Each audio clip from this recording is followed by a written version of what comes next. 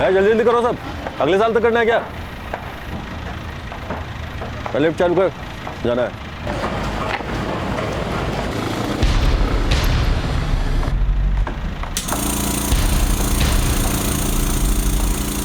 कौन? अगर मर्द की औलाद है तो वहीं रुकना। अबे आ जाओ ऊपर।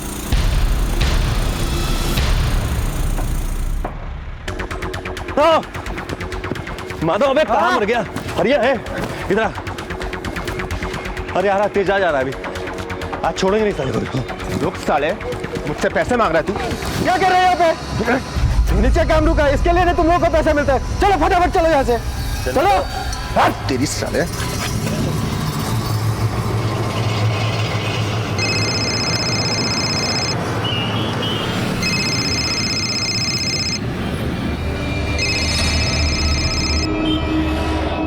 हेलो, ठीक है, फोन पर ज्यादा बातें मत करो, मैं मिलकर बात करूंगा, छोड़ूंगा नहीं।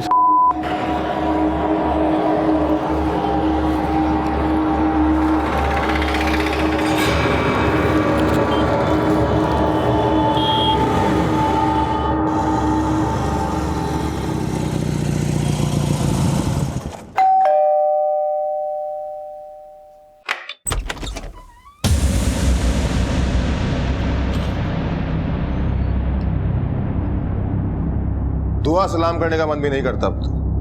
बेहतर यही होगा कि उससे दूर रहो। शर्म आती है कि नहीं इस उम्र में ये सब कुछ करते हुए? बहुत बार बोल चुका हूं, लेकिन अब आखिरी बार बोल रहा हूं, ये जो कुछ भी कर रहे हो बंद कर दो। और हाँ, एक और बात, इस उम्र में क्या होगा ये बताने की मुझे जरूरत नहीं है।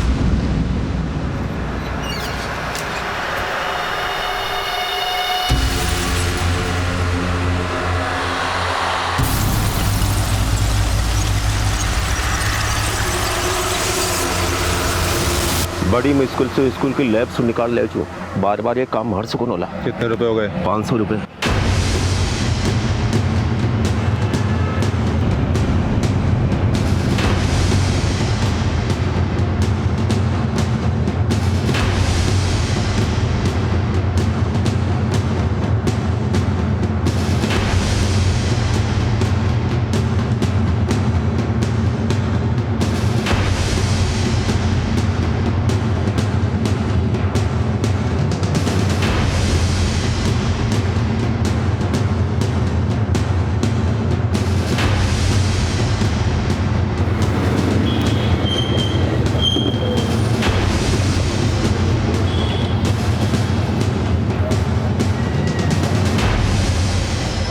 हेलो, हाँ, प्लान वही है, 10 बजे। तुम कुंडी मत लगाना। हाँ, बाकी सब मैं संभाल लूंगा।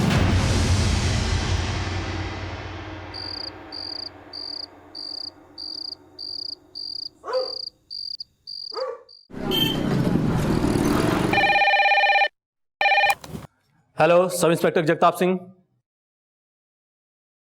क्या?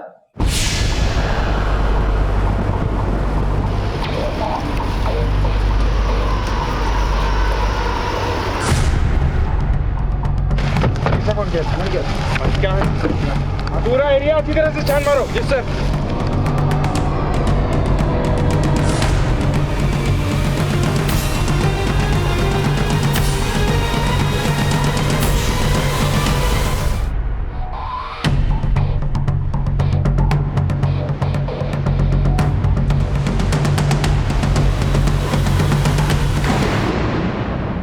अक्सर शिकारी जंगल में पूरी तैयारी के साथ शिकार करने निकलता है, लेकिन कई बार ऐसा होता है कि वो खुद शिकार बन जाता है। उस वक्त ना हाथ में रखा हथियार काम आता है और ना ही दिमाग। ऐसा ही कुछ जयपुर के तेजराज के साथ हुआ। किसी और की मौत का सामान खरीदने वाले तेजराज की लाश उसी बैग में मिली जो उसने किसी और के लिए खरीदा था। लेकिन तेजराज किसकी जान लेना चाहता था और अपनी मौत के पहले वो किस एमएमएस का जिक्र कर रहा था? क्यों वो किसी के राज को दुनिया के सामने लाना चाहता था? पर अब तेजराज की मौत के बाद कई सवाल खड़े हो चुके थे। सर, मेरे पोस्टमार्टम रिपोर्ट्स, ये आदमी जिस वक्त मरा उस वक्त इस आदमी को किसी ने क्लोरोफॉर्म सुंघाकर बेहोश किया और शायद इसकी हत्या बेहोश करके की गई हो। बॉडी को देखकर ऐसा लगता है सर कि बड़ी बेरहमी से इसके बॉडी पार्ट्स को काटा गया है। और हाँ सर, रिपोर्ट्स के मुताबिक इस आदमी को 48 घंटे से ज़्यादा हो चुके हैं मरे हुए। एक बात और, चाकू को मैंने लैब में टेस्टिंग के लिए भेज दिया था, उस पर कुछ खून के ट्रेसेस मिले हैं जो इस आदमी के डीएनए से मैच करते हैं, पर कोई फिंगरप्रिंट नहीं मिला है सर। जगताप, हमारे पास एक अनजान शख्स की लाश है, मर्डर का वेपन भी है, और जिस तरह से खून करके बॉडी को ठिकाने लगाया गया है उससे लगता है कि ये किसी कोल्ड ब्लडेड मर्डरर का काम है। एनीवे, इस आदमी का कोई क्लू? नो सर, अभी तक तो इस आदमी के बारे में कुछ पता नहीं चला है। मैंने जयपुर के आसपास के सभी पुलिस थानों में इसकी फोटो भिजवा दी है और हम खुद भी ये पता करने की कोशिश कर रहे हैं कि इन 2 दिनों में इस आदमी को मिसिंग फाइल रिपोर्ट हुई है कि नहीं। गुड, मैं ये सारे एविडेंस और इस आदमी की बॉडी वापस से चेक करना चाहूँगा। Sir,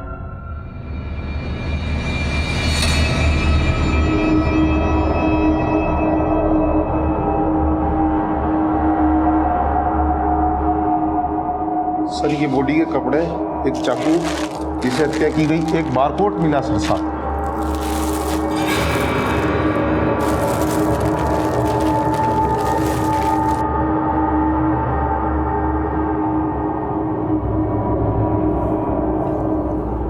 barcode. जगताप, हाँ सर।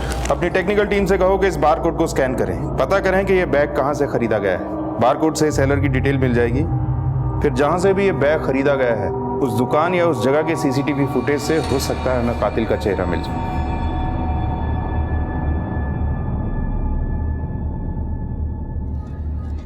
पतंग? माँ, तुम मेरे लिए पतंग लाई है? हाँ बेटा, तुम्हें पतंग पसंद है ना? हाँ। इसलिए आपकी माँ आपके लिए पतंग लाई है। थैंक यू माँ।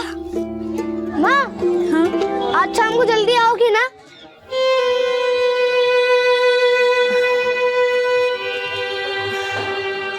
बेटा, बस कुछ दिन और, उसके बाद माँ का पूरा समय सिर्फ आपके लिए होगा, ठीक है? ठीक है। अच्छा बेटा।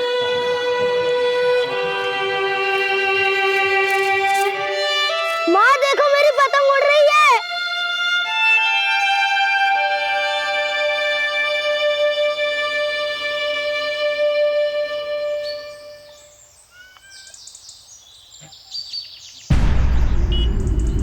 क्या बात है, ऐसे बीच में आने की वजह? हर बात की वजह चाहिए ना तुझे? देख, ज्यादा उड़ मत, समझी? तू मेरा कुछ कर नहीं सकती है, और ये तेरे नए नए आशिक है ना, इनसे मुझे कोई फर्क नहीं पड़ता। इन सबको कैसे ठिकाने लगाना मुझे मालूम है, और तू जानती है कि मैं क्या कर सकता हूँ। चल।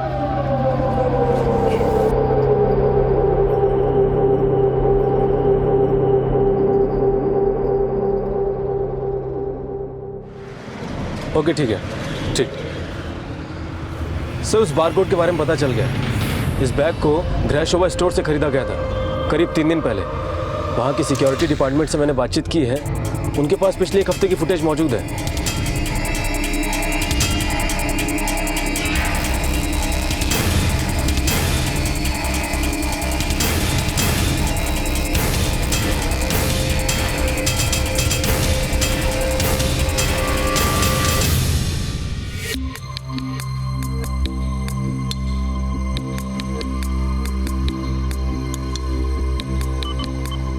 सर, यहाँ तो विक्टिम खुद है।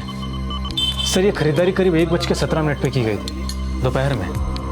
बिल पे लिखे टाइम से हमें पता चल जाएगा कि आदमी कौन था। हमें ये बिल का डिटेल मिल सकता है? 1 सेकेंड सर। ये रही बिल की डिटेल। सर, ये देखिए, डेबिट कार्ड से पेमेंट किया गया था। इस आदमी का नाम तेजराज सिंघानिया है। इस कार्ड की डिटेल से इस आदमी के बारे में पूरी जानकारी हासिल करो और पता करो कि कार्ड के ट्रांजैक्शन में दिया गया ये नाम इसी आदमी का है या नहीं। अगर ये आदमी तेजराज सिंघानिया है तो इसके बैंक से इसके पूरे डिटेल हासिल करो। Okay sir. सर, ये रही इस कार्ड की डिटेल। ये तेजराज यहीं सेक्टर 11 में रहता है।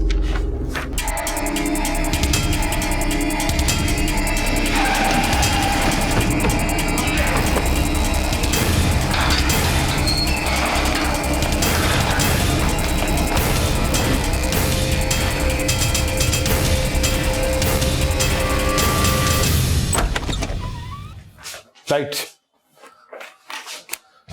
जगताप, हाँ सर। Search everything.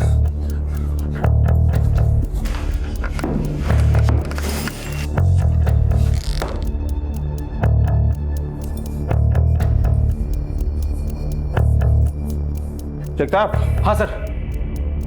ये देखो, मुझे पूरा यकीन है कि 3 दिन पहले तेजराज को यहीं उसके घर पर मार के ठिकाने लगाया गया है। ऐसा करते हैं, पड़ोसियों से पूछताछ करते हैं, शायद किसी ने किसी को आते जाते देखा हो। ये तेजस करता क्या था? ये टाइल्स वाइल्स बनाने का काम करते थे। तेजस के घर पे कौन कौन आता जाता था? आपने कुछ देखा था? अभी रात को 2 दिन पहले एक टेम्पो आया था, इनका टाइल्स का काम था, तो मैंने सोचा इसीलिए आया होगा। अंधेरा होने के कारण मैंने कुछ नहीं देखा। ठीक। सर, तेजराज के घर पे कोई औरत आती जाती थी, शायद तेजराज का उस औरत के साथ कोई चक्कर हो। ये पड़ोसी बता रहा था कि 2 दिन पहले जिस दिन तेजराज की मौत हुई, इसने एक टेम्पो इस गली में देखा था। अंधेरा होने की वजह से इसे कुछ साफ नजर नहीं आया। जगताप, एक काम करो। हाँ सर। इस आदमी का मोबाइल नंबर और ऑफिस का एड्रेस निकालो। अगर ऑफिस में कोई और काम करता है तो उससे भी पूछताछ करो। Okay sir.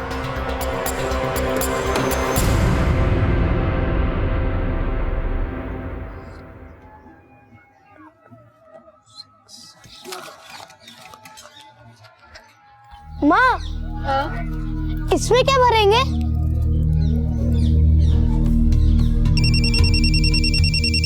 बेटा 1 मिनट पकड़ो।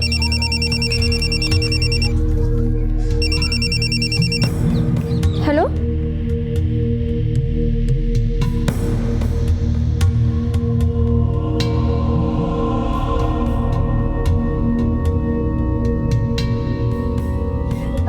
मयूर बेटा आप पढ़ाई करो, मैं भी आती हूँ। माँ, मत जाओ ना। बेटा मेरा जाना बहुत ज़रूरी है ना? नहीं जाऊंगी तो फिर आपके लिए चॉकलेट कौन लाएगा, है ना? तो मैं जाऊँ?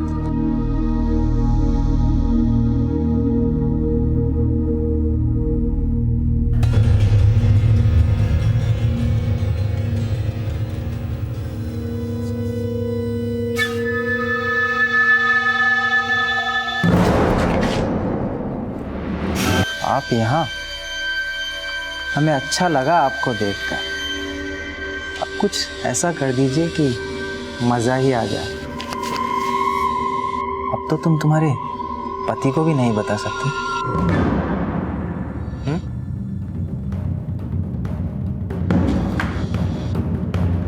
ऐसे नहीं मानेगी तू।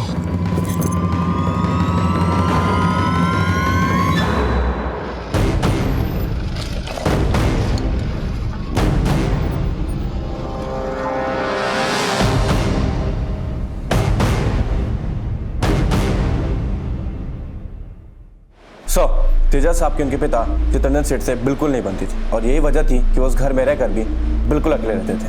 2 दिन से वो ऑफिस नहीं आया और तुमने पता करने की कोशिश नहीं की? वैसे भी वो इन दिनों कम आया करते थे और सारा काम मैं ही संभालता हूँ और कल रविवार होने की वजह से छुट्टी थी। तेजराज का मोबाइल नंबर देना।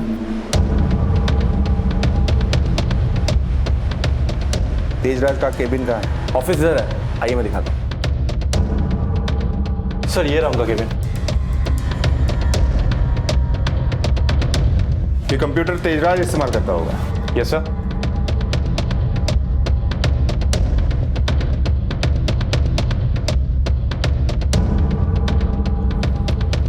ये हमेशा लॉक ही रहता है? सर इतना तो कभी ध्यान नहीं दिया, वैसे लॉक ही होगा। जगताप। हाँ सर। ये सीपीयू ले लो। ये सीपीयू हम लेके जा रहे हैं। फिलहाल ये लॉक है, पर हमारे पास हर ताले की चाबी होती है।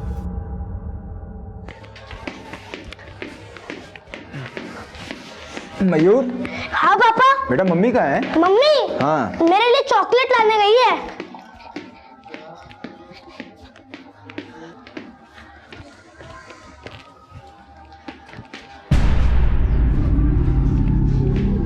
कहाँ गई थी कुसुम? मैं पूछ रहा हूँ कहाँ गई थी कुसुम? मयूर, हाँ मैं chocolate. Thank you mummy. Mayur 2 minute और बाहर खेलो बेटा। ठीक है। कुसुम क्या बात है? हाथ में सामान नहीं दिख रहा है, बाहर गई थी। आखिर हुआ क्या है? तुम मुझे बता सकती हो। नाराज हो क्या मुझसे? कुसुम, कुसुम मेरी बात तो सुनो। क्या हुआ है? क्यों पीछे पड़े हो? समझ में नहीं आता। एक बार बोला ना बाहर गई थी, दोबारा बोलूं? नहीं तो बोलो दोबारा बोलती हूँ।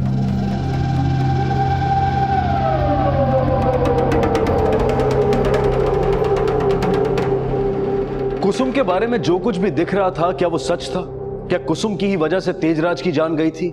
और क्या वो अपने पति को भी धोखा दे रही थी? भुवन के साथ काम करने वाला माधव आखिर ऐसा क्या जानता था जिसकी वजह से कुसुम उससे मिलने गई और जिसके बाद माधव ने कुसुम के साथ बलात्कार किया? ये सारे सवाल एक जवाब के इंतजार में थे जो बहुत जल्द सामने आने वाला था। चित्ररंजन जी, आपके बेटे की मौत का हमें भी दुख है, लेकिन हमने लोगों से सुना है कि आपकी अपने बेटे से बनती नहीं थी। क्या मैं जान सकता हूं कि इसका कारण क्या है? सर, मेरे बेटे से बने या ना बने, पर सच्चाई तो यही है ना कि मैं उसका बाप हूं। हाँ, बिजनेस को लेकर कुछ कहासुनी हुआ करती थी मेरे और उसके बीच, जिसके बाद उसने ये घर छोड़कर अलग रहने का फैसला किया। आपको किसी पे शक है? जी नहीं।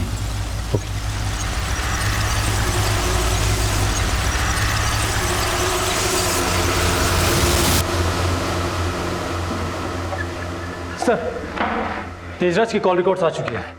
मैंने कॉल रिकॉर्ड्स को अच्छे से चेक किया है। उसमें कई नंबर्स थे और जिस नंबर पर वो सबसे ज्यादा बातचीत किया करता था वो तो तेजराज के नाम पर ही रजिस्टर निकला। उसका खरीदा हुआ बैग और उसी का खरीदा हुआ चाकू और ये नंबर भी उसी के नाम पे। माजरा क्या है? खैर, वो सीपीयू अनलॉक हुआ? सर, हमारी टेक्निकल टीम उस पर काम कर रही है। लॉक खोलने के प्रोसेस में सारा डाटा इरेज ना हो जाए, इसलिए थोड़ा टाइम लग रहा है। गुड। जगताप, एक काम और करो। हाँ सर। इस तेजराज के पिछले 1 साल के सारे डिटेल्स निकलवाओ। ये कहाँ गया, किस किस क्लाइंट से मिला, सब पता करो। और हाँ, इसके ये दोनों नंबर जो इसके नाम पे रजिस्टर्ड हैं, इसका पूरा 1 साल का कॉल डिटेल्स निकालो। ये कब कब और कहाँ एक्टिव थे, सब पता करो। Okay sir.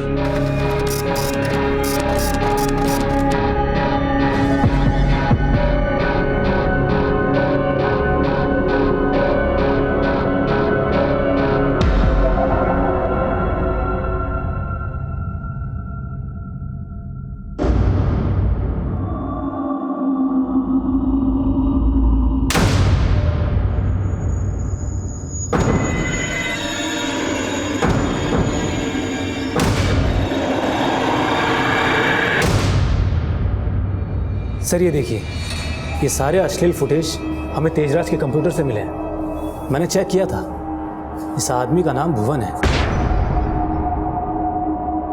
और शायद ये वही औरत है जिसको लोगों ने घूंघट में आते हुए देखा था।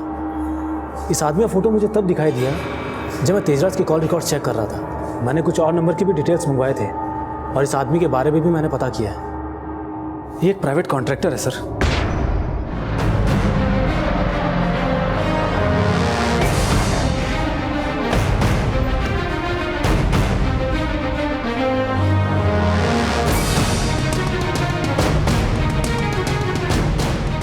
क्या रे भुवन, बड़े तोड़ने जोड़ने के कॉन्ट्रैक्ट लेता है। अब तेरा कॉन्ट्रैक्ट हमारे पास है। हमें देख के तू समझ ही गया होगा कि हम क्या तोड़ते हैं। अरे हुआ क्या? अरे हुआ क्या साहब, ये तो बताओ। अरे हमने किया क्या है? क्यों मारा तेजराज को? क्या बात कर रहे हैं साहब, हम काहे मारेंगे तेजराज को? झूठ मत बोल।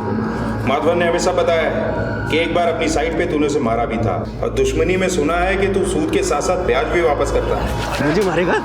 साहब, झगड़ा हुआ था, लेकिन पहले हाथ उसने उठाया था।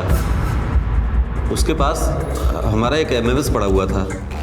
हमको रोज धमकी देता था कि हमारी बीवी को दिखा देगा। वो एमएमएस तो उसके कंप्यूटर में बाहिफाजत रखा हुआ है। उस एमएमएस में वो औरत कौन थी तेरे साथ? सब वो हमारे दोस्त दिनेश की पत्नी कुसुम थी। दिनेश टिफिन सप्लाई करने का काम करता था। कभी कभी मुझे मज़दूरों की कमी पड़ती थी तो मज़दूर भी सप्लाई करता था। इसी सिलसिले में उसके घर पे खाने वाने पे जाना आना हो जाता था। वहीं मेरी मुलाकात कुसुम से हुई। धीरे धीरे कुसुम पास आने लगी और एक दिन जब दिनेश घर पे नहीं था तो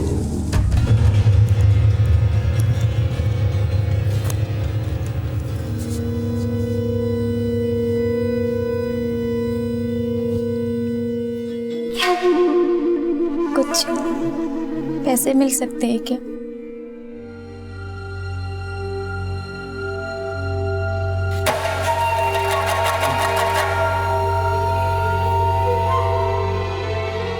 उसके बाद ही मुझे मालूम चला कि कुसुम का चक्कर मेरे ही साथ नहीं बल्कि और लोगों के साथ भी है। तेजराज के साथ भी उसका चक्कर चालू हो गया था। साहब, वो तेजराज कुसुम के पीछे पागल हो गया था। मुझे भी उसने धमकी दी थी कि कुसुम से ना मिलूं। इसी कारण हम लोगों के बीच मारपीट भी हुई थी। जिस रात तेजराज का खून हुआ उस रात तू कहाँ था? साहब, मैं अपनी बीवी के पास था। आपको यकीन ना हो तो पूछ सकते हैं साहब।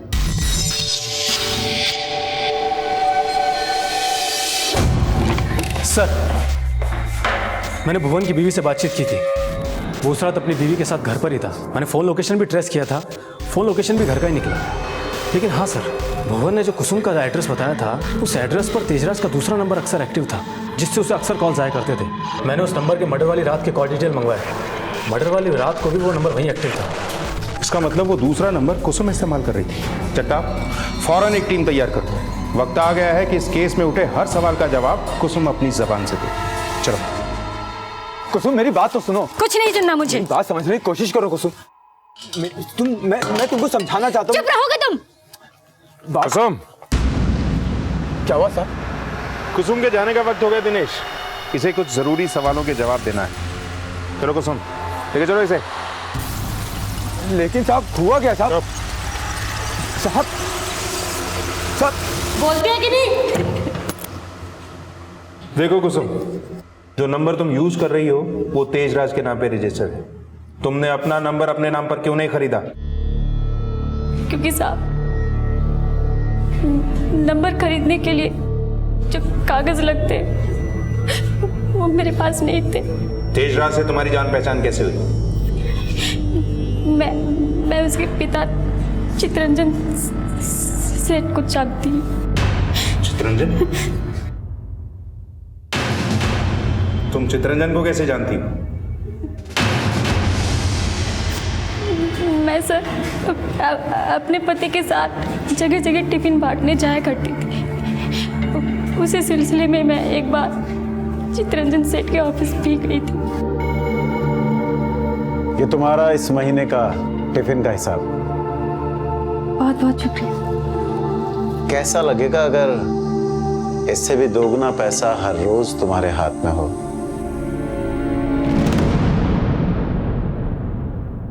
मतलब साहब?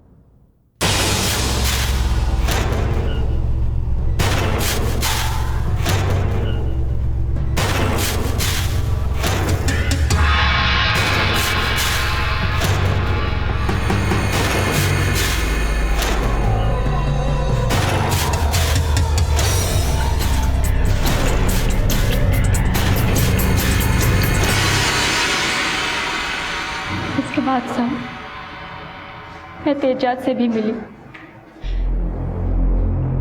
उसने भी मुझे पैसे दिए थे। उन दोनों के बीच मेरी वजह से तनाव बढ़ता गया था। तेजाब पागल हो गया था साहब, क्योंकि मैं बहुत से लोगों के साथ ये सब करती थी। तेजाब भी उन लोगों में से एक था। तुमने उसे क्यों मारा? क्योंकि साहब वो सब लोगों को डराने धमकाने लगा था जिनसे मैं पैसे कमाती थी। उसने साहब उसने भुवन को भी धमकाया। यहाँ तक कि उसने मुझे भी धमकी दी कि मैं उसके हिसाब से चलूं, नहीं तो वो मेरे पति के सामने मुझे बेकदाब कर देगा। जिस तरह साहब कुत्ता पागल हो जाए तो उसे गोली मार देनी चाहिए, उसी तरह साहब मैंने भी मार दिया उसे। जगताप, जैसा कि ये औरत बता रही है, मुझे इसकी बात पर यकीन नहीं। हो ना हो इस सब में इसके साथ कोई ना कोई जरूर था जिसका नाम ये हमसे छुपा रही है। क्योंकि जिस तरह से तेजराज की जान गई है वो किसी अकेली औरत का काम नहीं हो सकता। इसमें जरूर उसने किसी ना किसी की मदद की। क्या इस सब में चितरंजन उसके साथ नहीं हो सकता? सर, पर एक बाप अपने बेटे को। जगताप, यहाँ मामला बाप और बेटे के रिश्ते से ऊपर उठ चुका है। दोनों की जान एक ही औरत में बसती है। ऐसे मामलों में जहाँ दो लोगों की जान एक ही चिड़िया में बसती हो, एक की जान जाना लाजमी है।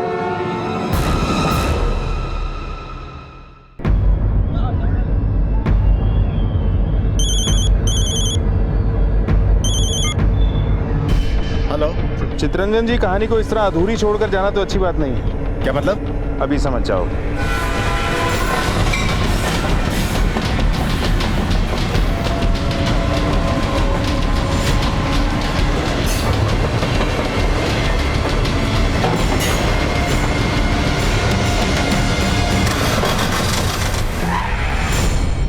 मैं कहीं भाग नहीं रहा था।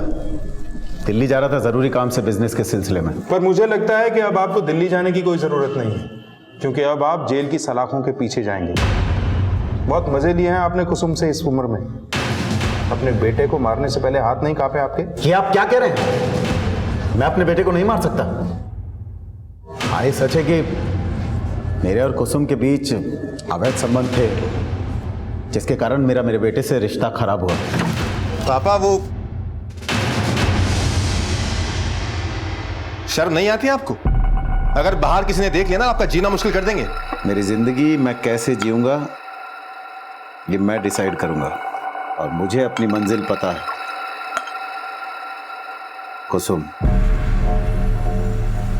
मुझे विश्वास नहीं होता कि इस उम्र में आप ये सब कुछ कर रहे हैं। हमें भी विश्वास नहीं हो रहा कि इस उम्र में आपके ऐसे शौक और ऐसे अरमान हैं। कुसुम ने हमें सब कुछ बता दिया। कुसुम ने हमें यह भी बता दिया है कि तेजराज को मारने में आपने उसका साथ दिया था। झूठ बोल रही है वो, ऐसा कुछ भी नहीं है। मुझे तो बाद में पता चला कि कुसुम हम दोनों के साथ सोती है। यही नहीं, इसके और भी आशिक हैं, जिनके साथ इसके रिश्ते और भी गहरे हैं। मैंने अपने बेटे को नहीं मारा सर, मुझे लगता है अपने किसी आशिक के साथ मिलकर इसने मेरे बेटे को मारा है। आप कहें और हम मानने, ऐसा नहीं हो सकता है। जब तक सब कुछ साफ नहीं हो जाता, आप यहीं रहेंगे हमारे मेहमान बनके। पुलिस को यह तो पता था कि कुसुम इस मर्डर में शामिल थी, लेकिन जो बयान उसने दिया था उसमें कहीं ना कहीं कमियां थी। और यह बात बिल्कुल साफ थी कि इस कत्ल को अंजाम देने में किसी और ने भी कुसुम की मदद की थी, लेकिन वो था कौन? अब तक जितने भी नाम पुलिस के सामने आए थे, उन सभी के साथ कुसुम के संबंध तो थे, लेकिन कमी थी तो उसे एक ठोस वजह की, जो तेजराज की मौत का कारण बन गई। कुसुम, इस खून में तुम्हारे साथ और कौन था?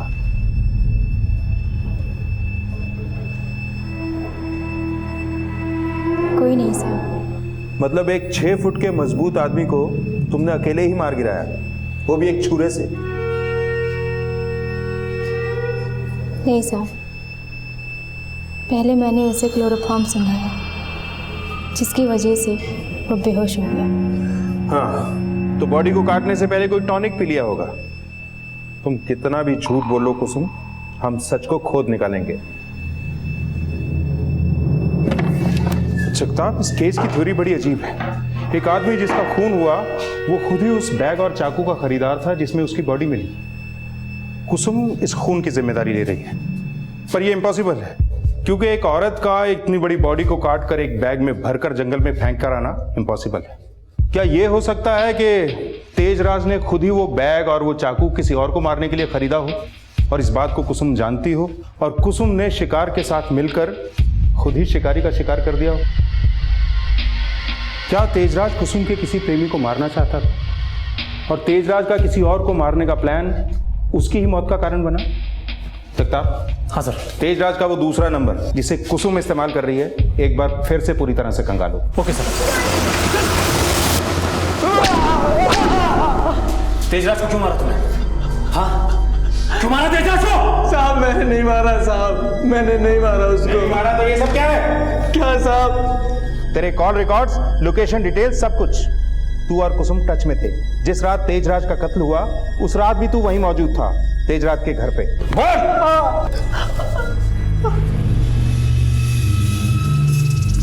साहब, दिनेश मेरा मौसेरा भाई है। बिहार से वो हमें यहाँ काम के सिलसिले में लेकर आया था।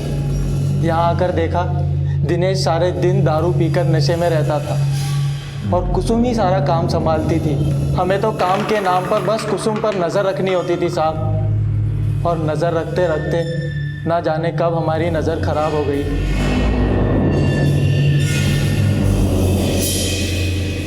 साहब, कुसुम ने 1 में 4 जोड़कर दिनेश के कान में मेरे खिलाफ जहर भर दिया था साहब, और इसीलिए दिनेश ने मुझे भुवन के साथ साइट पे काम करने में लगा दिया, और वहीं दिनेश से मेरी मुलाकात होती रहती थी। अब ये बता कि कुसुम के बेटे को क्यों उठाया तूने? कौन है बे? तेरा बाप। अरे बाप से याद आया, तेरा बच्चा कहाँ है दिनेश? बच्चा? याद नहीं आ रहा? कोई बात नहीं, अभी लेकर चलता हूँ तेरे बच्चे के पास। चलो।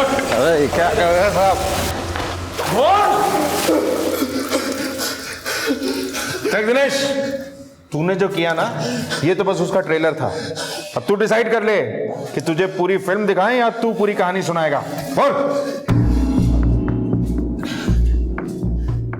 शराब की लत ने पैसों की जरूरत पैदा कर दी थी और इन पैसों की जरूरत ने मेरे अंदर एक हैवान को जन्म दे दिया था। मैंने सोचा कि जुआ खेलकर अच्छा पैसा कमा लूंगा, पर नहीं साहब, वहां भी तकदीर ने मेरा साथ छोड़ दिया।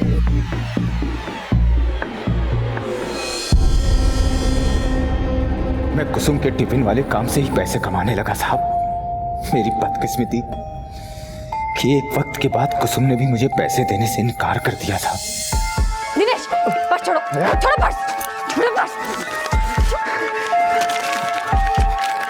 ये पैसे मैंने मेहनत से कमाए हैं, तुम्हारी अय्याशी के लिए नहीं कमाए हैं मैंने। मेरे बच्चे के काम आएंगे पैसे। तुम तो दारू पियोगे जाके। नहीं दे सकती मैं पैसे तुमको। मैंने सोच लिया था साहब कि पैसे तो मैं लेकर ही रहूंगा, इसके लिए मुझे कुछ भी करना पड़ जाए। फिर मैंने मेरे बेटे के खाने में चूहे मारने की दवा मिला दी साहब, और मैंने जाकर कुसुम को कह दिया कि उसे ब्लड कैंसर है। बस वो फौरन डॉक्टर से मिलना चाहती थी। बहुत बिगड़ने वाली थी साहब। डॉक्टर वर्मा ने सब संभाल लिया। एक काम करो बेटा, आप बाहर जाके बैठो, हम आपके फादर से बात करेंगे। देखिए, ये बीमारी उम्र के साथ नहीं होती, ये किसी को भी हो सकती है, और मुझे बड़ा अफसोस है कि बीमारी मयूर को है। मैंने उसकी रिपोर्ट्स देखी हैं, ये देखिए।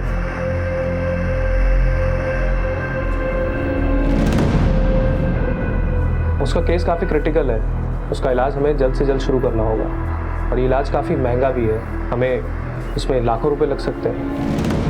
सर, हम कहीं से भी करके सारे पैसे ले आएंगे, हम कुछ भी करेंगे, कहीं से भी इंतजाम कर लेंगे। आप बस मेरे बच्चे को बचा लीजिए, मेरे मयूर को आप बचा लीजिए। उसे कुछ हो गया तो मैं भी जहर खा के मर जाऊंगी साहब। मैं आपके सामने प्रार्थना करती हूँ साहब, मेरे बच्चे को बचा लीजिए, बचा लीजिए मेरे बच्चे को। मुझे मालूम था साहब कि मयूर को बचाने के लिए वो कुछ भी करेगी, बस मैंने उसकी मजबूरी का फायदा उठा लिया साहब। क्या बात है, आज बड़ी गुमसुम हो? मयूर के बारे में सोच रही हूँ, कहाँ से आएंगे इतने सारे पैसे, कैसे मैं क्या करूँ, हमारे पास तो कुछ भी नहीं है।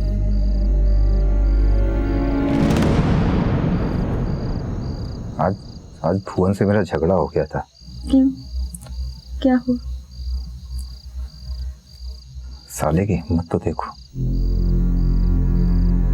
कह रहा था कि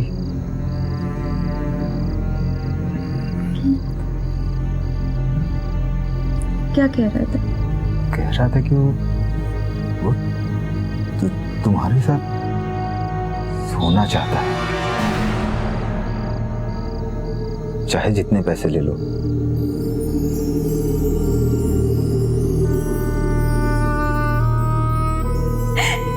ये सब मैंने अपने बेटे के लिए किया साहब, उसको बचाने के लिए ये सब मैंने किया। मेरी मुलाकात भुवन से हुई, उसने मुझे ये सब करने के लिए 2 लाख रुपए दिए साहब। फिर साहब दिनेश ने आके बताया कि इलाज में और ज्यादा पैसे लगेंगे। उसके बाद चितरंजन ने मुझे 7 लाख रुपए दिए।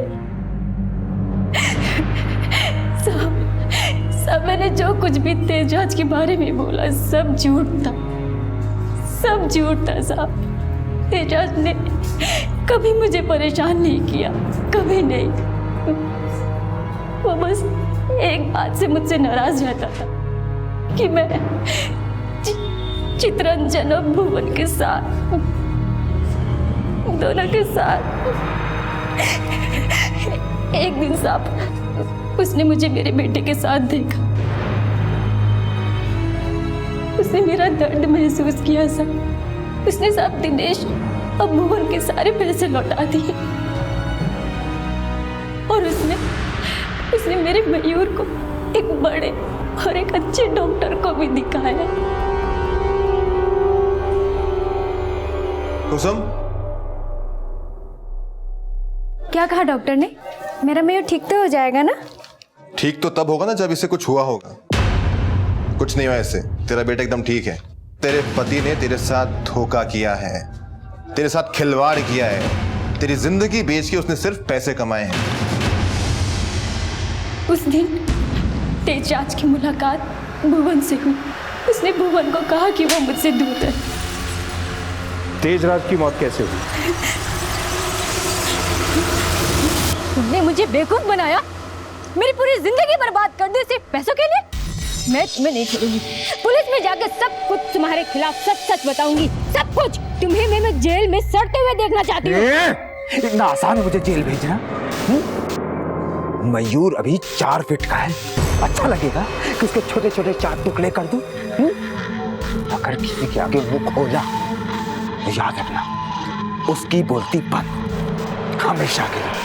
समझ में आया कि नहीं? आया कि नहीं?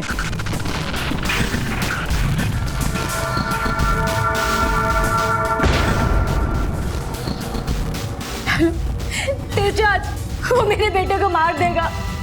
उसने मुझे धमकी दी है। ठीक, फोन पर ज्यादा बातें मत करो, मैं मिलकर बात करूंगा। छोड़ूंगा नहीं।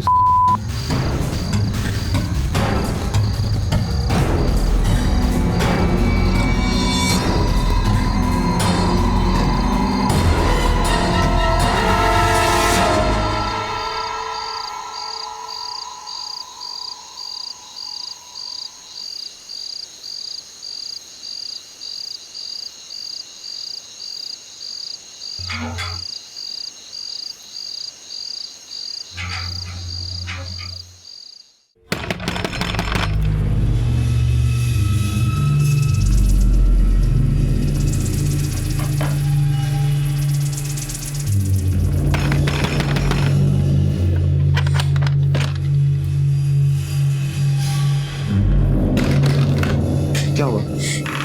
तेजाज, मुझे ये सब ठीक नहीं लग रहा है। जो हुआ सो हुआ। मुझे नहीं लगता कि हमें दिनेश को जान से मारना चाहिए। क्या बातें कर रही हो तुम? ये दिनेश इंसान नहीं है, हैवान है, और हैवान को मारना कोई गलत काम नहीं है। नहीं, मुझसे नहीं होगा ये। मैं नहीं कर सकती। मैं कहूंगी तुम भी मत करो। अगर मुझे कुछ हो गया तो मयूर को कौन देखेगा? उसे कौन संभालेगा? प्लीज बात को समझने की कोशिश करो। Please please. ठीक है, ठीक है, अगर तुम कहती हो तो मैं दिनेश को नहीं मारूंगा। मैं ये चाकू, ये क्लोरोफॉर्म, ये बैग, ये सब फेंक दूंगा। ठीक है? मैं तुम्हारे लिए कुछ भी कर सकता हूं, कुछ भी। Thank you. मुझे मारने की सोच रहे हो तुम लोग? देख अपने मजनू की हालत। आज के बाद जैसा कहूंगा वैसा ही करेगी। और सुन, अब पुलिस तक ये बात पहुंचाई ना तो तेरे बेटे को ऊपर पहुंचा दूंगा।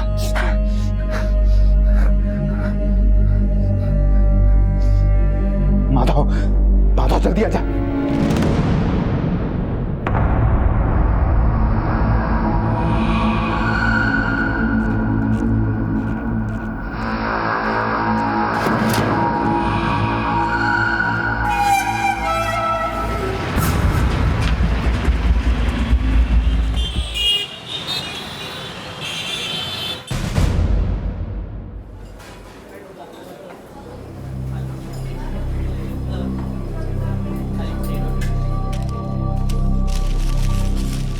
गोपाल जी, 2 रुपया कम है, कल दे दूंगा, चलेगा ना? कल 2 रुपए आ जाएंगे? हाँ आ जाएंगे, दे दूंगा। तो फिर समोसे भी कल ही खा लेना। आज अगर समोसा नहीं खाओगे तो मर नहीं जाओगे, समझे? चले आते हैं। अरे 2 रुपया के लिए इतना बातें सुना रहे हैं आप मुझे? अरे कल तू अगर बिना पैसे दिए हुए मर गया ना तो फिर मुझे पैसा वसूलने के लिए तेरे घर में अगले जन्म में कुत्ता बन करके पैदा होना होगा। मैं नहीं कह रहा हूँ, बुजुर्ग लोग कह गए हैं। कागज भी मेरा खराब कर दिया। हाँ? कैसा आदमी है? हट, चल भाग।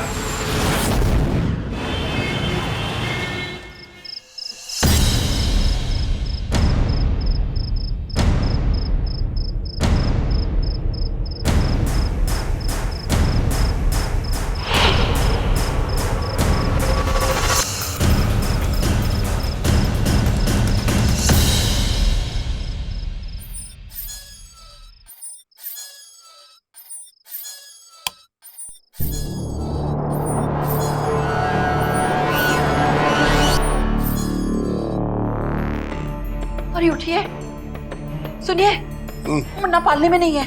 क्या? मुन्ना पालने में नहीं, देखिए। नहीं है? अरे देखो वहीं कहीं गिर गया होगा, उधर देखो। आप भी। अरे अमित, अमित पकड़ो पकड़ो।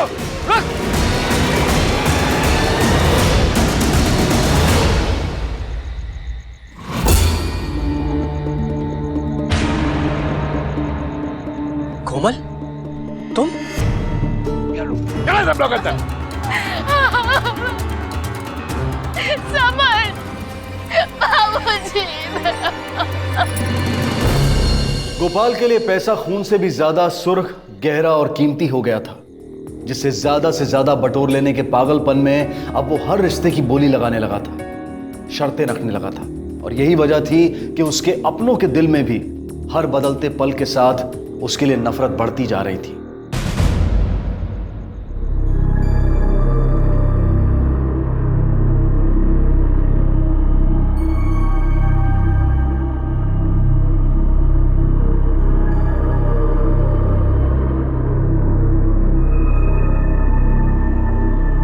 कोमल, बेटा, बेटा कहाँ चली गई थी तू? हाँ बोलना, कहाँ चली गई थी? कोमल, मैंने तुम्हें मना किया था ना, उस लिचड़ के पास मत जाना। कैसे न जाती, मेरा बच्चा उनके पास। ये अकल तुम्हें पहले नहीं आई? जब मैंने उस अनएजुकेटेड, अनकल्चर्ड घर के साथ कोई भी रिश्ता बनाने के लिए मना किया था। पापा, जो कुछ हो गया आप उसे बदल नहीं सकते। प्लीज, प्लीज उनकी सारी शर्तें मान लीजिए। नहीं, चाहे जो कुछ भी हो जाए, लेकिन उस घटिया गोपाल की एक भी शर्त नहीं मानूंगा मैं। और उसने ये जो प्रॉब्लम खड़ी की है ना, उसका कोई ना कोई तोड़ तो जरूर निकालूंगा मैं।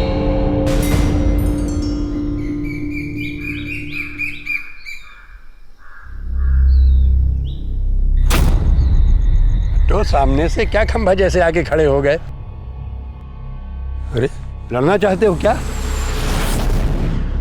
चाहे जितना अड़ लो या तन लो, मुझसे मेरी शर्त वापस नहीं करवा पाओगे। अब भरोसा ना हो तो इस बात की दूसरी शर्त लगा लो। तुम जैसे कई लंगूरों को अंदर करवाया मैंने। ये मत भूलना कि मैं एक इनकम टैक्स कमिश्नर था। हाँ, कमिश्नर थे, लेकिन अब सिर्फ हमारे समधी हो, वो भी लड़की के बाप। इसलिए मुंडी नीची करके इतना अच्छी तरह से जान लो, जब तक मेरी शर्त पूरी नहीं होती, तुम्हारी लड़की ससुराल में कदम नहीं रख पाएगी और बच्चे को तो छू भी नहीं पाएगी। ए बुड्ढे, ज्यादा गुलाटी मत मार, नहीं तो ऐसा सबक सिखाऊंगा कि जिंदगी भर याद रखोगे। मेरा कुर्ता छोड़ो, फट जाएगा। अरे छोड़ो, बहुत महंगा कुर्ता है, फट जाएगा। कुर्ता तो क्या, तेरा बहुत कुछ कीमती सामान फाड़ डालेंगे हम। अब ये जो बेइज्जती की है ना, इसको 2 दूनी 4 और 4 दूनी 8 करके लौटाऊंगा, समझे? अब हटोगे या हटवाऊं?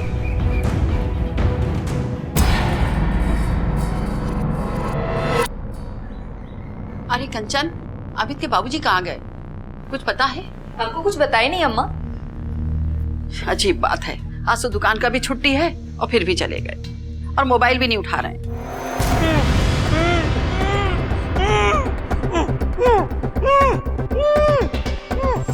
हाँ, अमित जी और देवर जी भी सुबह से कहीं गए हैं। जैसा बाप वैसे उसके बेटे।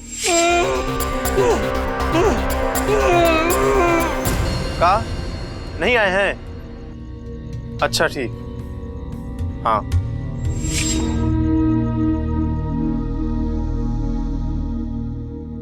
अम्मा सबके यहाँ फोन करके पूछ चुके हैं, पिताजी किसी के यहाँ नहीं है, पता नहीं कहाँ चले गए। भैया मुझे लगता है हमें पुलिस में रिपोर्ट करवानी चाहिए, कहीं ऐसा ना अम्मा उन्हें कुछ हो गया।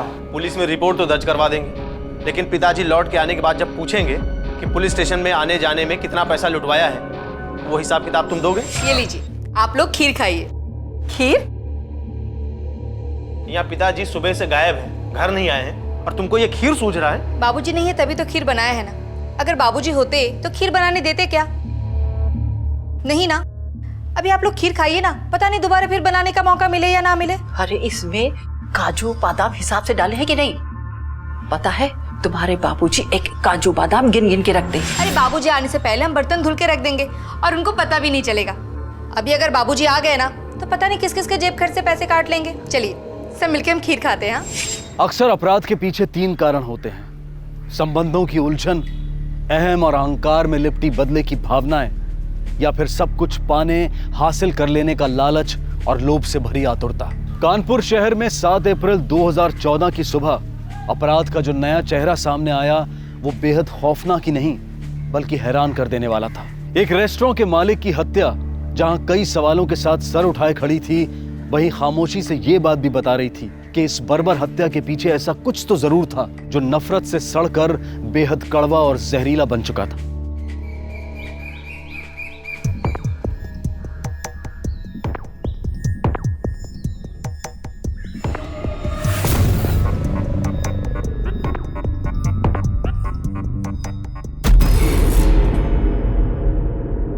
शटर खुला है?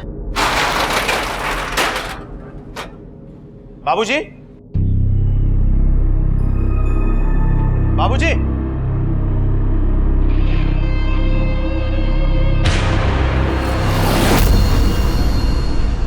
बाबूजी,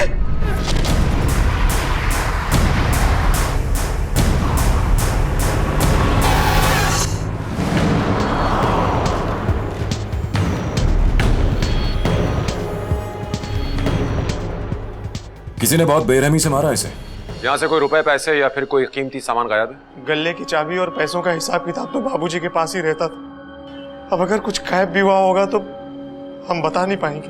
कब हुआ ये? कल दुकान बंद था और बाबूजी सुबह से ही गायब थे। मैं आया देखा तो शटर का ताला खुला हुआ था लेकिन शटर बंद था। मैं शटर खोल के अंदर आया देखा तो बाबूजी यहाँ पड़े थे। बाबूजी, ये मेरा छोटा भाई है समर्थ। बड़ी अजीब सी बात है, आपके बाबूजी कल से गायब है। आप लोगों ने उन्हें खोजने की कोशिश नहीं की और ना ही आपने रिपोर्ट करवाई। सर हमने तो कोशिश करी थी, अपने रिश्तेदारों को फोन किया था सर, और उनके दोस्तों को भी फोन किया था। हमें लगा था सुबह तक ठीक ठाक होके वापस आ जाएंगे सर, पर ये तो। दरअसल हम सोच भी नहीं सकते थे कि बाबूजी के साथ भी कोई कुछ ऐसा कर सकता है। उल्टा यही सबको।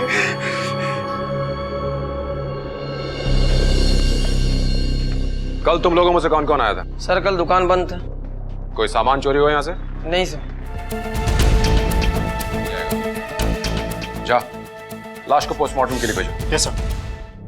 सर, उस एरिया में जाकर पूछताछ की तो पता चला कि कुछ लोगों ने कल सुबह गोपाल जी को अपने दुकान के अंदर जाते हुए देखा था, मगर वो अकेले ही थे। इसका मतलब तो ये हुआ कि उस दुकान में पहले से कोई मौजूद था। उसने खून किया और उसके बाद मौका देखकर शटर डाउन किया और भाग गया। लेकिन सर वहां पहले से ही कोई कैसे हो सकता है? क्योंकि अमित जी ने हमें कहा था गोपाल जी के पास एक ही चाबी होती है जो दुकान की ओरिजिनल चाबी है। तो ऐसा भी हो सकता है कि गोपाल जी के बाद वहां कोई आया हो। चलो चलकर देखते हैं कि कौन उनसे इतनी नफरत करता था। सर,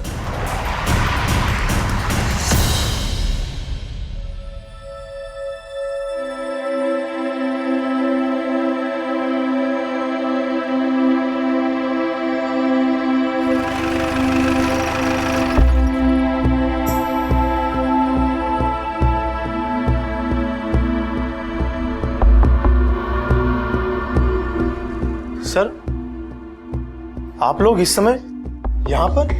आपको जरूरी पूछताछ करनी थी इसलिए। अच्छा ये बताइए कि आपके बाबूजी की किसी से कोई दुश्मनी तो नहीं थी? नहीं सर, हमारे पिताजी की किसी से कोई दुश्मनी नहीं थी। वो बहुत अच्छे इंसान थे। नहीं अंकल, दादाजी अच्छे नहीं थे। ऐसे नहीं बोलते ना। वो क्या है ना सर, बच्चा है, हर बात को दिल पे ले लेता है। हमारे बाबूजी बहुत ही अच्छे इंसान थे, बस थोड़े कंजूस टाइप के थे। वो एक दिन क्या हुआ कि दादाजी हमको भी ये एप्पल दो ना। एप्पल अभी लो बेटा, लो लो ये लो। पर ये तो सिर्फ छिलका है, हमको वो एप्पल दो ना जो आपके हाथ में है। अरे बेटे, एप्पल का असली विटामिन तो छिलके में ही होता है, इससे खूब ताकत आती है। लो पूरा खा लो, जाओ। तो आप ये छिलका खा लो ना, हमको वो एप्पल दो। उससे बहस करता है? एक झापड़ दूंगा तो अकल ठिकाने आ जाएगी। भाग यहाँ से।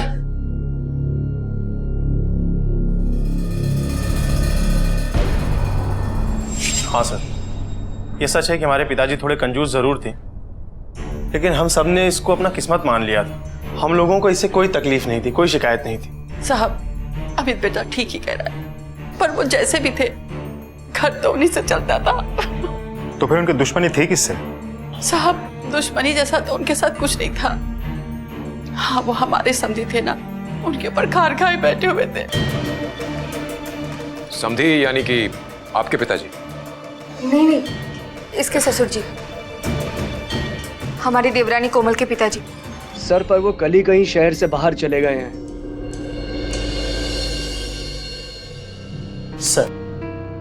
सर एक पोस्टमार्टम रिपोर्ट है। सर, पोस्टमार्टम रिपोर्ट के मुताबिक गोपाल जी की मौत 11 बजे के आसपास हुई थी सुबह, और मौत के कारण गले में जबरदस्ती ठूसे गए रुपयों और सिक्कों के कारण दम घुटना बताया गया है। लगता है किसी ने भड़ास निकाली गोपाल जी पे। पहले कभी नहीं देखा ऐसा मर्डर।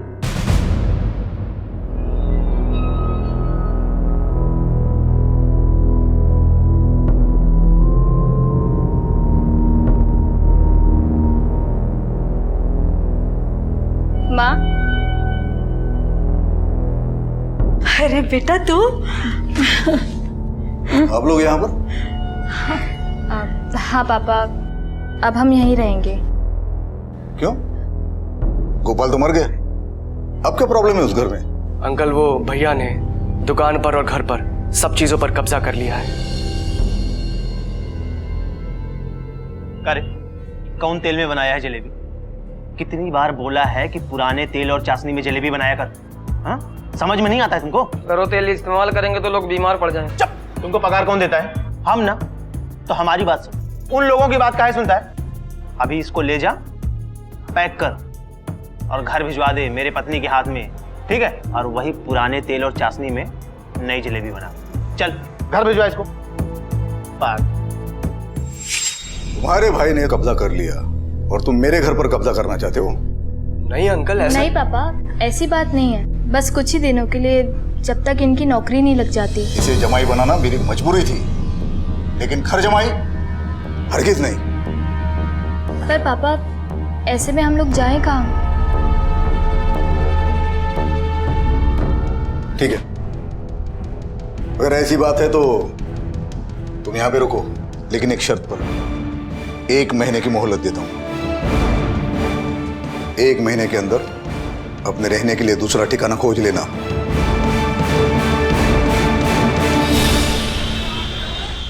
सर, एक सेकंड आपसे बात करनी है। हमारे परिवार में से कई लोगों को बाबूजी से बहुत शिकायत थी, उनकी कंजूसी और लालच के कारण।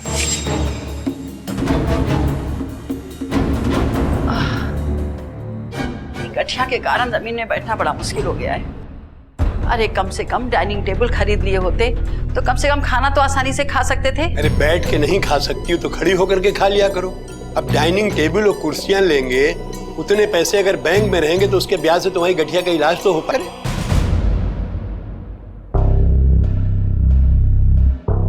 बहू रानी, आजकल तुम्हारी उंगलियों में गठिया हो गया क्या? नहीं तो बाबूजी। तो फिर दाल में ज्यादा घी कैसे गिर गया? गिरा नहीं है बाबूजी, हमने डाला है। वो क्या है ना, आप इतना मेहनत करते हैं तो हमने सोचा घी खाएंगे तो आपको शक्ति मिलेगी। अच्छा, तो तुमने जानबूझ करके इतना घी डाला है। ठीक है, आज तुम्हारे जेब खर्च के भी 20 रुपए मैं अपने गले में डाल दूंगा, बस हिसाब बराबर। ऐसे क्यों बाबूजी? इसलिए कि गलती तुम्हारी और पैसा हमारा, ये नहीं चलेगा, समझी? ये दाल ले जाओ और इसका घी निकाल करके कल की दाल में छौंक लगा देना, समझी? लो ले जाओ। सामत बेटा, कहीं काम की बात बना? अरे नाम के साथ काम में भी समर्थ होता तो मिलता ना काम। अरे समझने की तो कोशिश करिए। मुझे नहीं सरिता, इसको समझाओ, और अगर नहीं समझता है तो अपनी सारी जायदाद, दुकान, मकान सब अपने बेटे अमित के नाम कर दूंगा, समझी?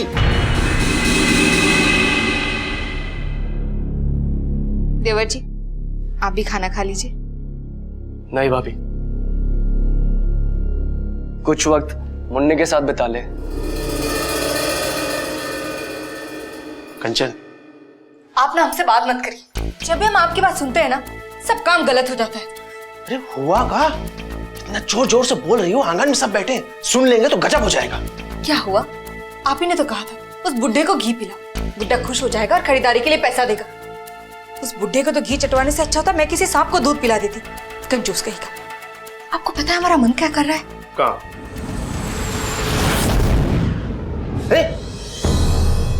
हमारा मन कर रहा है ना इसी चाकू से उस बुड्ढे का पेट काट दे और सारा घी बाहर निकाल दे, अब फिर उसके मुंह पे मार के बोले कि लाओ हमारे 20 रुपए। अरे हर बात पे जेब खर्च से पैसे काट लेते हैं, आखिर कब तक चलेगा ऐसा? जब वो मरेंगे ना तो घर में और दुकान में जितना घी तेल है उसी से उनको फूंक देंगे। उनकी आत्मा का तो पता नहीं, लेकिन हमारे दिल को बहुत ठंडक पहुंचेगी। बाबूजी का हत्यारा हमारे परिवार में से ही कोई होगा। तो फिर तुम हत्यारे क्यों नहीं हो सकते हो? क्योंकि सर मुझ में उतनी हिम्मत नहीं है। अजीब बात है, बाप के मरने के बाद बड़ा भाई सारी दौलत पे कुंडली मार के बैठ जाता है और छोटा भाई अपने परिवार के ही खिलाफ हो जाता है। हमारे परिवार में से कई लोगों को बाबूजी से बहुत शिकायत थी। और कैलाशनाथ के घर रहने चला जाता है, जिससे उसका बाप नफरत करता था। ये कैलाशनाथ वापस आया क्या? जी मैं कैलाशनाथ, गोपाल जी का समधी, रिटायर्ड इनकम टैक्स कमिश्नर। सुना है काफी नाराजगी थी आपकी गोपाल जी से? जी नहीं, नाराजगी तो नहीं थी, ये कह लीजिए दुश्मनी थी। नफरत करता था मैं उससे। हमारे साथ आइए। गोपाल जी के लिए आपकी नफरत और दुश्मनी कितनी थी, हमें ये जानना है।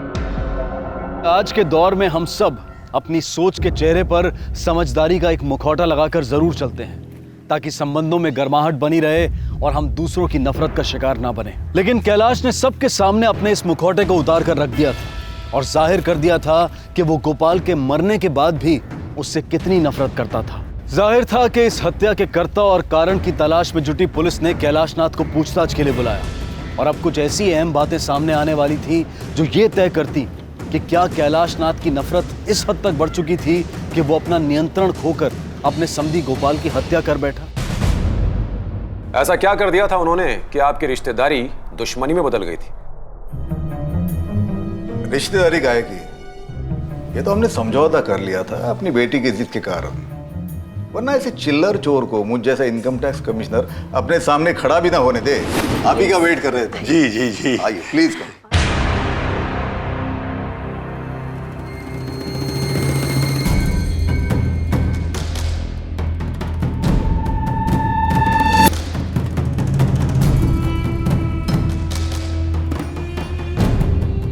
बहुत बड़ा घर है आपका, बहुत ही बढ़िया। मीरा जी है।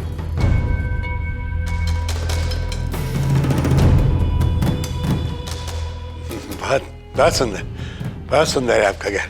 थैंक यू जी। अरे कविता, इनके खाने पीने का इंतजाम। अरे नहीं नहीं नहीं नहीं नहीं बहन जी, बस आपका घर देख के ही मेरा पेट भर गया। लगता है कैलाश जी ने अंडर द टेबल खूब मलाई चाटी है।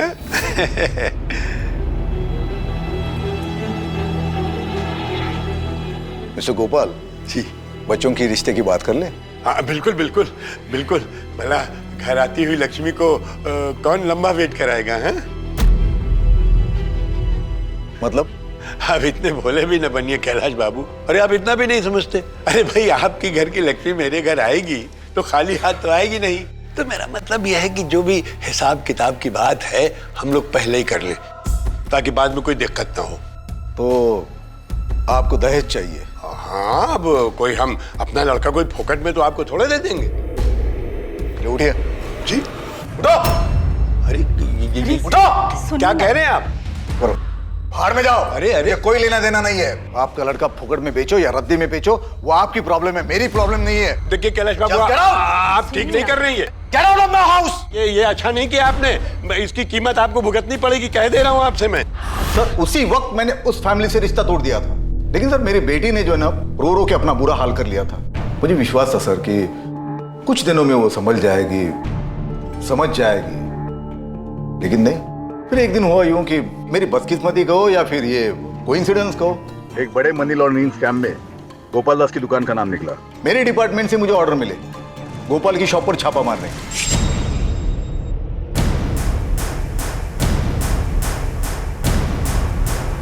शटर नीचे कर दो, एक लाइन में खड़े हो। लाइन में खड़े हो जाओ, उठो, एक लाइन में खड़े हो जाओ। अरे कैलाश जी, ये सब क्या हो रहा है? क्या है ये सब? इनकम टैक्स रेड है, दिखता नहीं? अरे सर, आपको कुछ गलत इन्फॉर्मेशन मिला होगा। इन्फॉर्मेशन गलत है या सही है, इसकी जांच बाद में होगी। अगर आप दोनों ने सरकारी काम में दखल अंदाजी की तो आपको भी अंदर कर दूंगा। अरे ऐसे कैसे अंदर कर देंगे आप? बाबूजी अंदर करने की बात कर रहे हैं।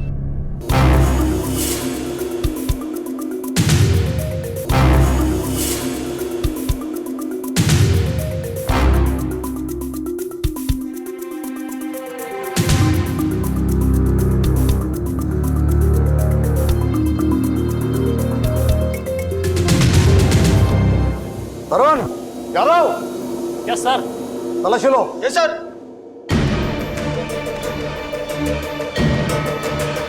ये क्या है? सर ये देखिए यहाँ भी मिला। बहुत सारे पैसे सर। सर ये तो मेरी मेहनत की कमाई है, मुझे दीजिए। देखता नहीं शायद गिनने में कोई गलती हो गई हो। नहीं देखिए आप, मैं आपके हाथ जोड़ता हूँ। हम हिसाब किताब कर लेते हैं। देखिए आप बहुत जुल्म कर रहे हैं मेरे ऊपर। सील कर दो सब कुछ। दरअसल गोपाल को यूं लगा कि वो छापा मैंने जानबूझकर मरवाया है और एक दिन वो मेरे पास आया। देखिए कैलाश जी, ये मत समझिएगा कि जो छापा पड़ा है मैं उसके डर से आया हूँ। फिर किस लिए आए हो? दरअसल मेरे बेटे समर्थ ने अपना बुरा हाल बना रखा है। मुझसे अब उसकी परेशानी और नहीं देखी जाती, इसलिए मैं चाहता हूँ कि बिना किसी दान दहेज के आपकी बेटी को अपनी बहू बना लूं। इससे मेरी गलती भी सुधर जाएगी और एक परिवार भी बस जाएगा। लेकिन सर मुझे समझ जाना चाहिए था कि 420 बूढ़ा पश्चाताप करने के लिए नहीं आया। मेरे खिलाफ ये उसका एक पैंतरा था। कैसा पैंतरा? शादी के बाद हर बार छोटा मोटा बहाना बना के वो दहेज लिया करता था। तो फिर आपने पुलिस कंप्लेंट क्यों नहीं लिखवाई? सर देखिए एक ही बेटी मेरी, पैसों की लालच में ये बूढ़ा कहीं उसका घर न तोड़ दे, इस डर से मैंने उसकी हर बात मान ली। लेकिन सर इसी वजह से उसका कॉन्फिडेंस बढ़ गया, हर छोटी मोटी बात पर वो शर्त रखने लगा। जैसे इनकम टैक्स न देने पर तुम्हारे पिताजी ने मेरी दुकान के बाहर बड़ा सा ताला लटकवा दिया था, वैसे ही जब तक तुम अपने पिताजी से 20 लाख रुपए ससुराल टैक्स के लेकर के नहीं आ जाती हो, तब तक तुम्हारे लिए भी इस घर के दरवाजे पर उतना ही बड़ा ताला लटका हुआ मिलेगा तुम्हें। बाबूजी मैं उन्हें बता दूंगी, पर अभी तो मुझे अंदर जाने दीजिए। जाओ जाओ पैसे लेके आओ, तब बात करना। जाओ अभी ले। बाबूजी नहीं बाबूजी सुनिए। ना ना ना पैसे लेके आओ, पैसे लेके आओ। बाबूजी मेरा बच्चा भूखा है। अगर आपने उस दिन पुलिस में रिपोर्ट लिखवाई होती तो आज हमें यही नहीं कहना पड़ता कि उनकी हत्या कराने की आपके पास कोई ठोस वजह मौजूद है। कहीं तुमने अपनी दुश्मनी तो नहीं निकाली? आपकी बात बिल्कुल सही है सर, लेकिन मुझे अफसोस रहेगा कि उस लालची दुकानदार का हत्यारा मैं नहीं हूँ। आपकी उनसे आखिरी बार बात कब हुई थी? उस दिन मैं उसे मिलने गया था लेकिन बात नहीं बनी। फिर उस दिन करीब 10 बजे उसने मुझे मिस कॉल दिया था। मिस कॉल इसलिए कि ताकि उसके पैसे खर्च न हो। मैंने कॉल बैक नहीं किया। उस दिन तुम कहाँ थे? मैं मेरे घर पे था। ठीक है आप जा सकते हैं। Thank you inspector.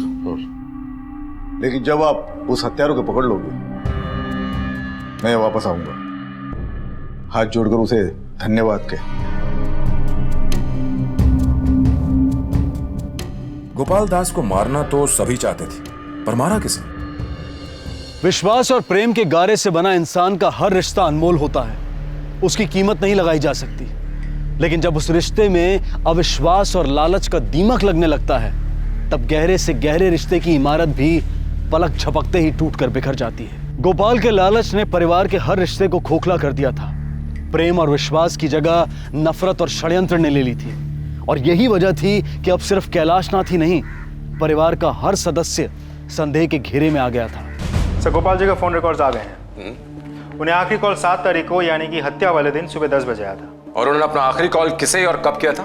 सर 3 दिन पहले अपनी ही दुकान पे। और उन्हें आखिरी कॉल किसका आया था? सर कॉल किसका आया था ये तो नहीं पता चला, लेकिन अपने ही दुकान के लैंडलाइन नंबर से। इसका मतलब एक बात पक्की है जा कि जब गोपाल दुकान पर पहुंचा उस वक्त हत्यारा दुकान के अंदर पहले से ही मौजूद था। उसके पास दुकान की चाबी थी और गोपाल उसे जानता भी था।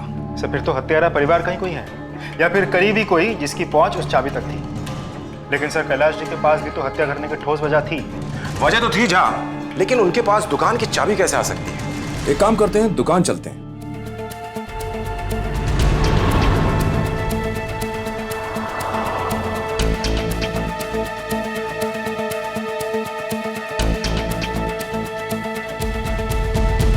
लगता है पिताजी की मौत के बाद काम काफी बढ़ गया। सर अब हम घर के बड़े बेटे हैं, तो बाबूजी के जाने के बाद हमारी जिम्मेदारी तो थोड़ी बढ़ ही जाती है ना। कहीं ऐसा तो नहीं कि जिम्मेदारी के पीछे आपके पिताजी की कोई वसीयत हो? सर, हमारे पिताजी का कत्ल हुआ है। आप असली कातिल को ढूंढने के बजाय हमारे घर वालों पर शक कर रहे हैं। अमित जी, पुलिस का काम है जांच करना और शक करना, और आपका कर्तव्य बनता है कि हमारी जांच में हमारा सहयोग करें। बताइए, हम क्या सहयोग करें? अपनी दुकान की ओरिजिनल चाबी दीजिए। जी? जी हाँ, ये हो सकता है अब वो चाबी ही इस हत्या के रहस्य का ताला खोल दे। लाइए। लीजिए।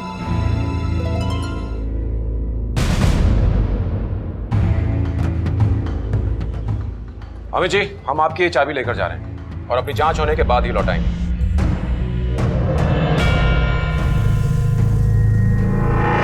पुलिस को अब सिर्फ उस डुप्लीकेट चाबी बनाने वाले की तलाश थी और उन्हें उम्मीद थी कि उसके बाद अपराधी बच नहीं सकेगा। लेकिन सवाल यह था कि क्या पुलिस को वो चाबी मिल जाएगी या फिर वो चाबी उन्हें एक बार फिर से उलझा कर रख देगी।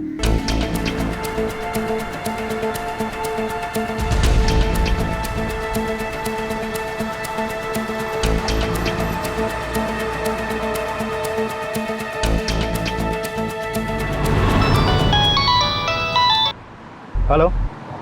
हाँ, अच्छा, वेरी गुड सर। इन्फॉर्मेशन मिली है कि 7 तारीख को 11 बजे के आसपास गोपाल के दुकान के बाहर ग्रे कलर की गाड़ी खड़ी थी। नंबर क्या था उस गाड़ी का?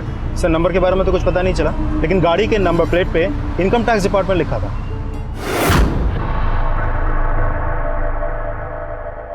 ग्रे कलर की कार जिसके ऊपर इनकम टैक्स डिपार्टमेंट लिखा हुआ है, वो गाड़ी आप ही की है ना? वो मेरी थी, अब है नहीं।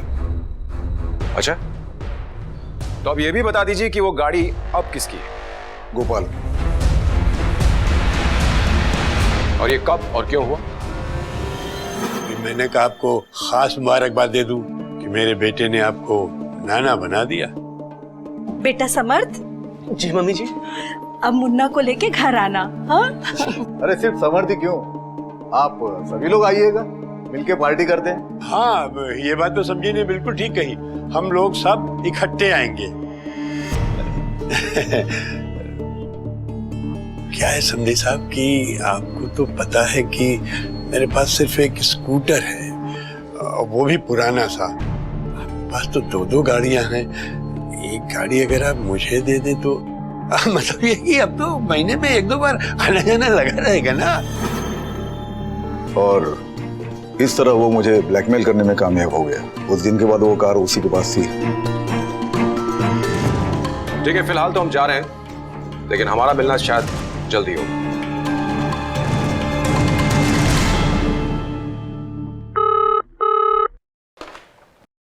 इंस्पेक्टर अरुण रावत है? ठीक है, हम थोड़ी देर में पहुंच रहे हैं।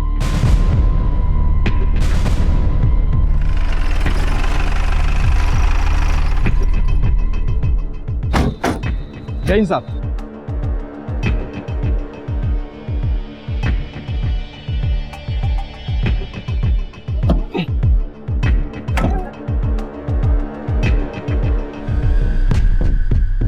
ये तो कैलाशनाथ का आईडी है। जी सर। लेकिन गोपाल का मर्डर तो उसकी शॉप पर हुआ था। फिर इस गाड़ी को यहां तक चलाकर कौन लाया? और ये खून किसका है इस पे? एक काम करो सर, इस आईडी को फॉरेंसिक लैब भेजो, मालूम पड़ना चाहिए खून किसका है, और इस कैलाशनाथ को तुरंत पुलिस स्टेशन बुलाओ। सर, मेरी कार के बारे में मैं पहले ही आपसे कह चुका हूँ। रही बात मेरे आधार कार्ड की, वो तो कुछ दिन पहले गुम हो गया। मुझे तो लगता है कोई मुझे फंसाने की कोशिश कर रहा है। अक्सर जब सबूत अपराधी को घेरने लगते हैं, हर अपराधी यही कहता है कि मुझे फंसाया जा रहा है। खैर, अब आप ये भी बता दीजिए कि आपका वो आईडी कब और कहां खोया था? Sir, 1 minute. ये सर, गाड़ी में आई कार्ड पे जो खून लगा हुआ था वो इंसान का नहीं था। इंसान का नहीं था? मतलब? सर, मुर्गे का खून था। मुर्गे का खून? इसका मतलब ये कैलाशनाथ सच बोल रहा है, इसे जानबूझकर फंसाया जा रहा है। अच्छा, उस डुप्लीकेट चाबी के बारे में कुछ पता चला? सर, अभी तक तो कुछ पता नहीं चला, लेकिन कोशिश जारी है।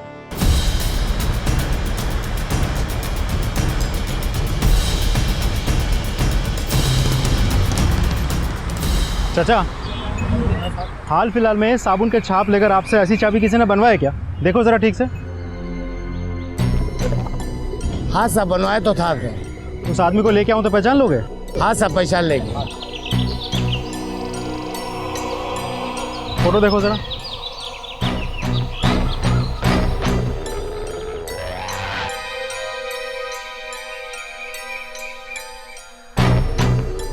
हाँ साहब, पहचान आई आदमी। ये आदमी? हाँ, ये आदमी।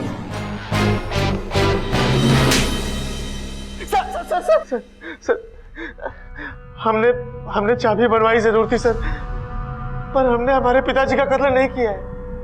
क्यों बनवाई थी चाबी? चोरी करने के लिए। हमारे पिताजी सबके सामने बहुत बेइज्जती किया करते थे, इसलिए। बाबूजी, सारा सामान आ गया? हाँ। सरवन, ले जा सारा सामान। तो पैसे वैसे बचे, सब लुटा आया? हाँ, ये 50 रुपए बचे भी हैं और ये लिस्ट। मैंने तुझे 5,000 रुपए दिए थे, ये 4940 का हिसाब है। 50 रुपए तूने मुझे वापस किए, 10 रुपए कहाँ गए? 10 रुपए बाबूजी मैंने भिखारी को दे दिया। मैं तुम लोगों के लिए एक एक पैसा करके जोड़ता हूँ और तूने 10 रुपए भिखारी को दे दिए। अरे किस भिखारी को दे के आया है? वो पिछले चौक में बैठता है ना। अच्छा, तू अब तो ऐसा कर, उस भिखारी के पास चला जा, उसके पैर पकड़ ले, फिर उसके हाथ जोड़ दे और कह दे कि गुरुजी मुझे ये विद्या सिखा दो, क्योंकि मेरे बाप ने सारी जमीन जायदाद और ये दुकान मेरे छोटे भाई के नाम लिख दी है, समझे? अरे कल तू देखना, बीक पे बैठेगा, कोई 10 रुपए भी नहीं देगा तुझे। बाबूजी, गलती हो गई। तेरी पॉकेट मनी में 10 रुपए कट। देते ही कितना है जो 10 रुपए कट? अरे जो भी देते हैं बहुत देते हैं, जाके अपना काम कर। सारे वर्कर के सामने बहुत बेइज्जती करते थे हमारी। बाबूजी, 300 रुपए मिलेंगे क्या? 300 रुपए? कुछ काम है। ठीक है। सरवन, इधर तो आ। जी शेठ जी। ये अपना टेबल साफ करने वाला कपड़ा इसे दे दे। क्यों शेठ जी? आज से तेरा काम ये करेगा। ये क्या कह रहे हैं बाबूजी आप? तुझे 300 रुपए चाहिए ना, और उसी का जुगाड़ कर रहा हूँ। मैं समझा नहीं। अरे समझदार होगा तब समझेगा ना।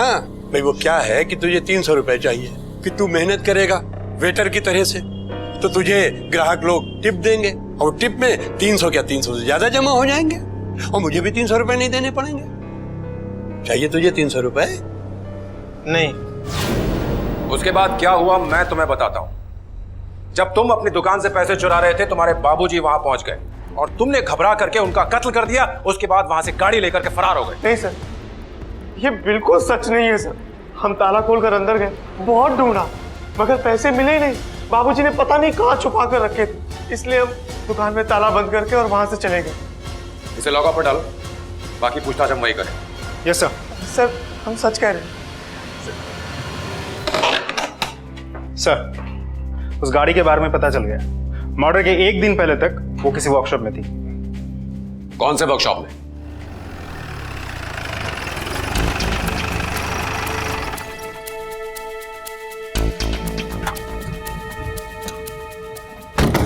ये फोटो देखो जरा, ये गाड़ी यहाँ आई थी। जी सर, पर इसमें कोई खराबी नहीं थी, इसलिए फोन करके वापस करवा दी। किसको फोन किया था? सर नाम तो नहीं बताया, बट हाँ, उनका ड्राइवर आया था अगले दिन गाड़ी लेने। ड्राइवर? ये गोपाल जैसे कंजूस आदमी के पास ड्राइवर कहां से आ गया? अच्छा, इस ड्राइवर का नाम बता सकते हो? सर नाम 1 मिनट चेक करके बताता हूँ। हाँ।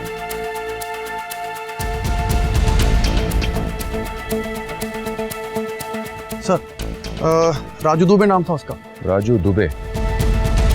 तुम्हारा साहब कौन है? साहब वो गोपाल जी थे ना, उनका बेटा।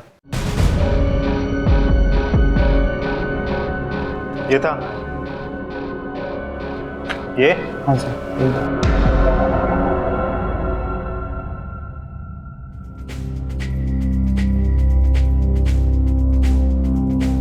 अरे समर, इंटरव्यू कैसा हुआ आपका? इंटरव्यू तो अच्छा हुआ, मगर इतने सारे लोग सिफारिश लेकर आए हुए थे। तुम अपने पापा से बोल के अगर रेकमेंड करवा दो तो शायद काम बन जाए।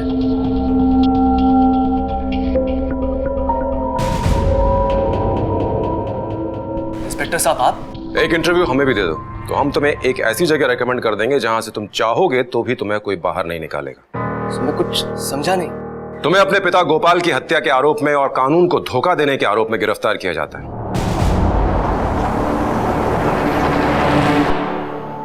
नहीं सर, मुझे अपने लालची और कंजूस बाप से पैसे नहीं चाहिए थे।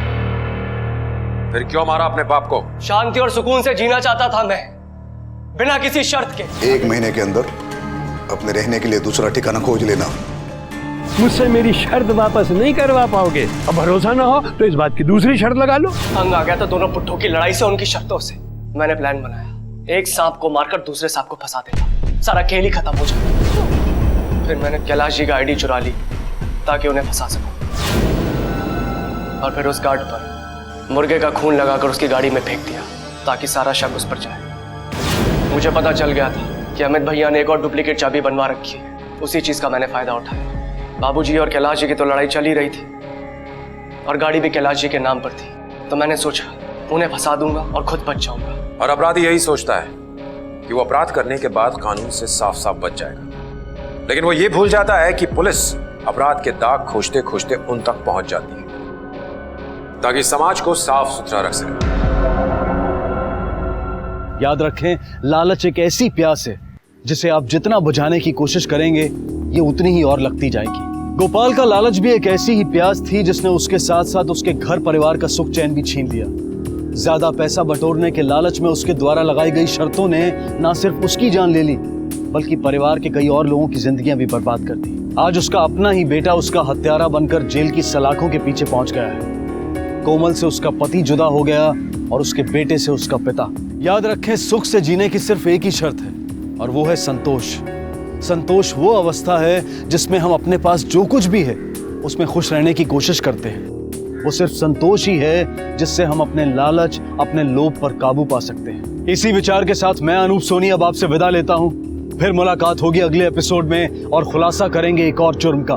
तब तक अपना और अपने परिवार का ख्याल रखें और देखते रहें क्राइम पेट्रोल डायल 100। सबक एक को सीख हम सबको।